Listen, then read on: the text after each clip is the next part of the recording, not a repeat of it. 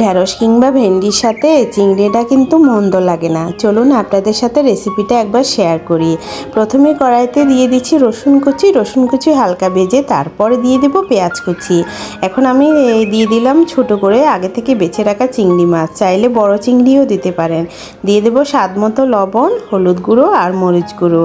সব কিছু খুব ভালোভাবে চিংড়ির সাথে মিশিয়ে নেব। এখন দিয়ে দেব নারকেল বাটা। নারকেল বাটা চিংড়ির যেমন স্বাদটা বাড়াবে, তেমন ঢ্যাঁড়সের সাথেও স্বাদটা বাড়াবে।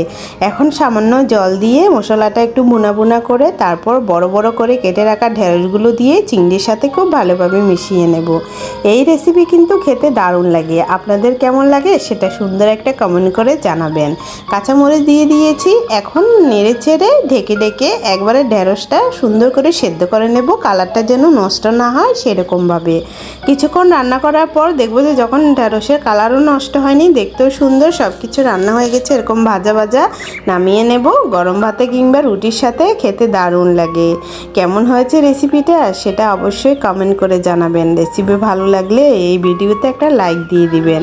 সবাইকে ভিডিও দেখার জন্য